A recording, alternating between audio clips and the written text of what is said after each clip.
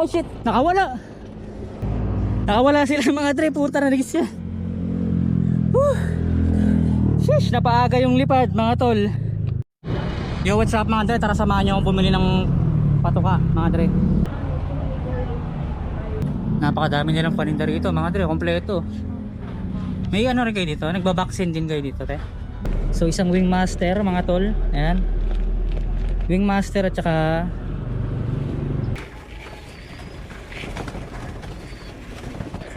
ayan o, nagbibisyo pa yung... Ako nga pala si Master Trekkie, simpleng kalapatista galing Pampanga. Pangarap kong makagawa ng isang pigeon village or isang pigeon park. Mahilig ako sa mga red-white racing pigeons at iba-iba ang mga linyada na meron ako. Tara, ipapasyal ko kayo sa aking munting loft at YouTube channel. Yo, what's up mga kalapatids?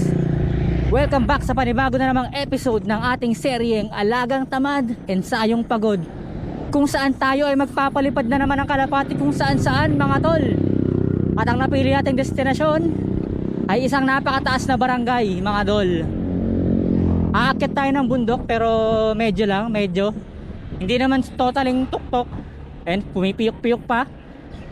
So mag-withdraw lang tayo dito para may pang-merienda tayo pagkatapos mga dre. Tapos bibili na rin ako ng patoka mga dre.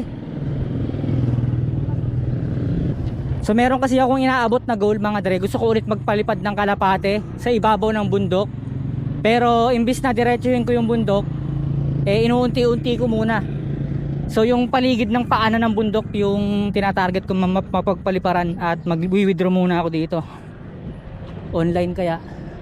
Yo, what's up mga pare ko? So andito tayo ngayon sa Porac Baywalk mga tol. Ayan.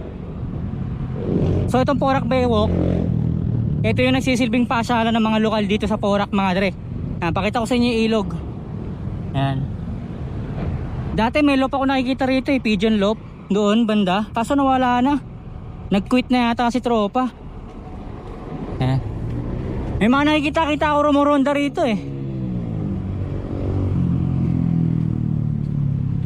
Wala na yung loop dito. Tsaka tumaas na rin yung damo. Kasi ito mga food stall mga tol. Ayan food stall pwedeng gawin loop. Sheesh. Ayan mga dre. So dinaanan lang natin saglit dito mga dre. Pero hindi tayo dito magpapalipad. Malayo pa, may nagpaparondar doon tayo pupunta mga dre sa taas mga tol.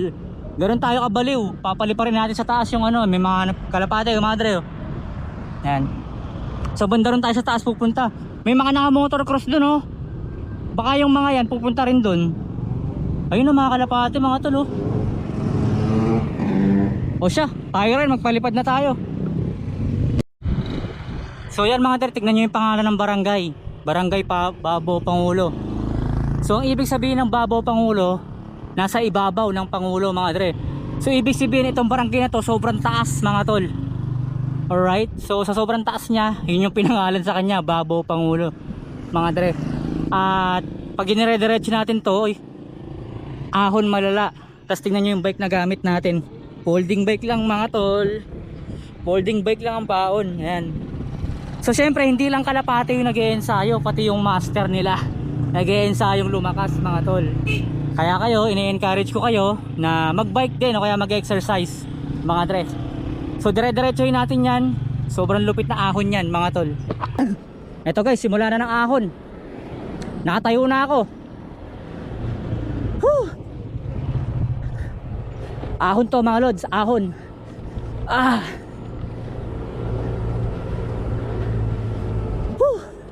Sheesh.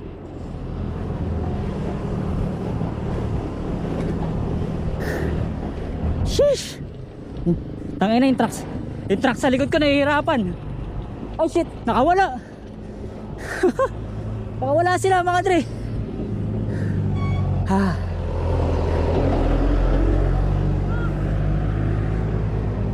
Nakawala sila mga dre, puta na nagis siya.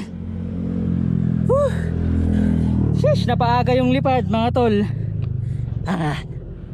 Sayang. Naalog siguro tas bumukas. Naalog. Alright. Sayang, ang ganda pa naman ng pupuntahan natin doon sa taas. Whew! Nawala yung ano ko. Shit. Sayang. Anyways, tara, baba na lang tayo. Yo, what's up mga dre? Tara samahan nyo akong bumili ng patuka mga dre. Firebird na pellets. Tingnan natin kung meron dito na. Explain ko lang sa inyo kung paano nakawala. So ito yung ano natin mga dre. Banda dito siya nakawala. Siya kanina. Pero dapat ito hindi siya bababa eh. Ay ganun ay ano na siya. Siguro nasira ko to kakaalog. Dahil lagi natin ginagamit. Pero hindi ko siya nailak maayos mga dre. Ayan. Napakadami nilang paninda rito mga dre, kompleto. May ano rin kayo dito? Nagbabaksin din kayo dito te? Vaccine lang. Kalapate? Wala. Wala pa. Wala pa akong vaccine ng kalapate. Pang manok lang. Nahihirapan ako maganap. Pero kayo rin nagtuturok kuya? Hindi po. Hindi rin. Mga agent. Ay mga agent. Sige sige po. Thank you. Ito guys yung pinapamili natin mga dre. Ayan. Tatabi muna natin dito. Ayusin natin. So isang wingmaster mga tol. Ayan. Wingmaster at saka safflower at sunflower. Pagdating kasi sa mga breeder, hindi ako nagtitipid mga tol. Kasi dyan nakasalalay kung magpe-fertile o hindi eh. Dyan nakasalalay kung magsasayang tayo ng oras. Dito naman sa mga pliers, simple lang. Hindi ko sila masyadong sineselan mga tol. Ayan. So sinubukan ko yung sinadjust ni 5 TV, yung Firebird mga dre. Pero pang ano siya, pang manok siya mga dre, kasi habang malapit pa lang yung nililipad ng mga kalapati natin, eh pang pamasil muna yung binibuild natin mga tol. Ayan, pang pamasil muna. Tapos pag lumalayo na sila, dun ko ito todo. Nang sa ganon, eh hindi masyadong mataas yung nire-request na nutrition ng ano, dahil sinasanay natin sila sa simple. Yun nga lang, para natin to lalagay sa loob. Yung mga kalapate nakauwi na.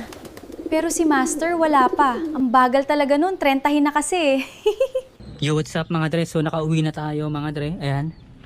So nakapamalengke na rin tayo. Ayan oh. Meron tayong gulay dito. Tapos merong pares. Ayan. Mga tropa. Kasi ito yung pinamili nating patuka mga tol. Ayan. Andyan sa loob. Ewan ko, hindi pa natapon-tapon yan. Tapos check natin mabilis ako, nandito na sila. May naririnig ako sa bubong eh. Ayan o. Pero hindi ko makakita. So ito mga kalapati na to, hindi pa sila kumain mga tol. Paano ba? Yung ano, yung mga pliers natin, pinakain ko lang sila ng basang kanin mga tol. Pero hindi yung basang-basa, kumbaga binabad na kanin para magbuhaghag lang sila. Corny eh no, pang mahirap eh no. Hindi kasi na-delay yung sahod namin mga tol eh. Tapos tignan nyo mga par, ayun no, wala nang kalaman-laman mga tol. Yan. Pero ito yung sa mga pliers to. Tapos ito yung sa pambreeder ko, kasi sabi ko nga sa inyo kanina hindi ko tinitipid eh. Ayan. Tangin na nito, ano naman to, sumama pa. Yung kasi sa ano, yung breeders kasi nakakasira ng buhay yung ano, pagbe-breed. Kutya, kaya hindi ko na sila tinitipid eh. Pinapakain ko na yung pinakamalupit eh. So ito yung safflower. Ito yung nalagyan ako ng safflower tsaka ng sunflower seeds. Tapos ito yung nalagyan ako ng wingmaster mga tol. Tapos yun nga, naubos yung ano, naubos yung pang pliers ko mga tre. Mumurahin lang yan eh, hindi ko pa ako nakabili no. Pero ganyan talaga ang buhay ng pansier mga tol. Pinapakita ko sa inyo yung tunay na nangyayari sa buhay ng pagkakalapate. Para naman nang sa ganun eh hindi kayo, kasi pag sinabi kasing vlogger eh no, pinapakita nila yung maganda, tapos yung mga ano, yung mga bata nagkaka-anxiety, nade-depress. yung midnight crisis ba kung tawagan, kasi yung mga nakikita nilang vlogger, akala nila masarap talaga yung buhay ng mga vlogger, talagang paldo-paldo lagi. Pero eto, dito sa channel ko mga dre, papakita ko sa inyo ang puke ng inang tunay nangyayari sa mundo. Okay? So yung yung sinuweldo natin sa YouTube, pinanggastos natin, pinampamasahe natin para lang maihatid yung kalapating pinamimigay ko mga dre.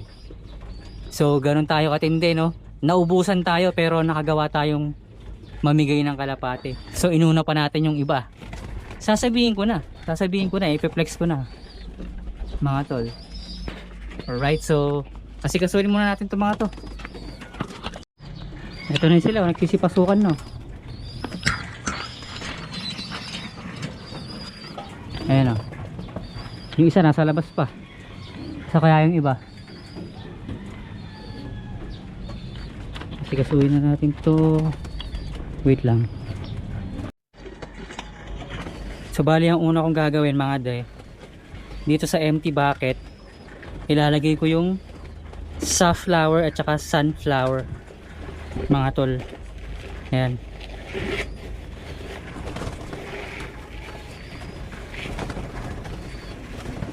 Kasi may mekos ko lang yan.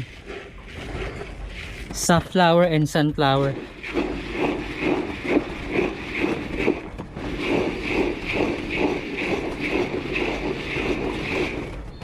Tapos after ko may mekos yan, lilipat ko na dito.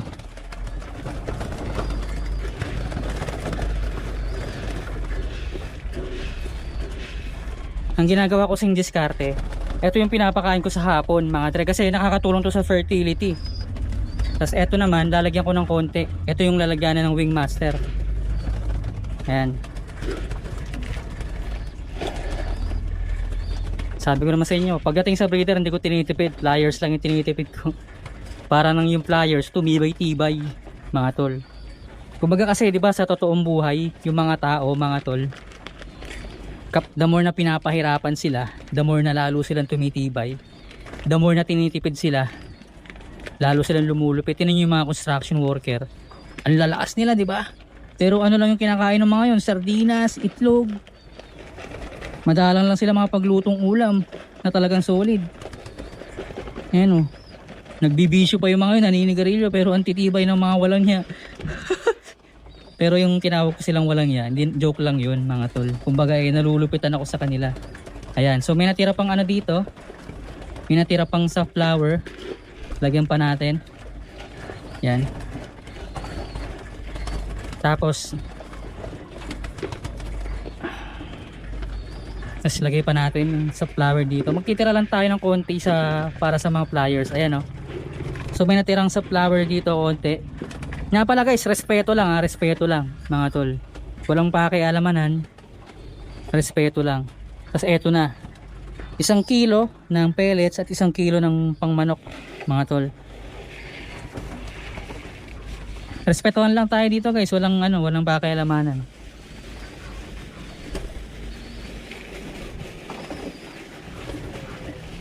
Ayan, so alagang tipid yung suppliers, pero sa breeders talagang premium. Ayan. Okay, may patoka na ulit tayo.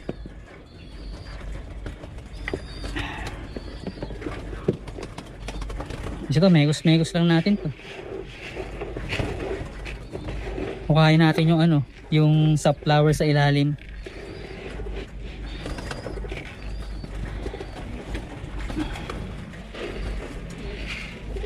Ayun o, lumilito na yung safflower sa ilalim. So ganyan lang yung kalokohan ni Master Trekkie.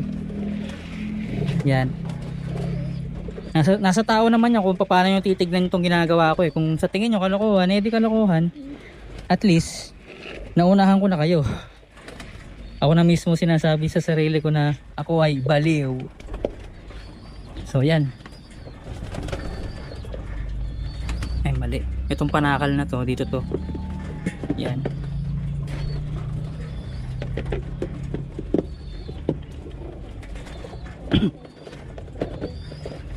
Patukanan muna pala tayo. Ang tunay na buhay ng isang pansier mga tol.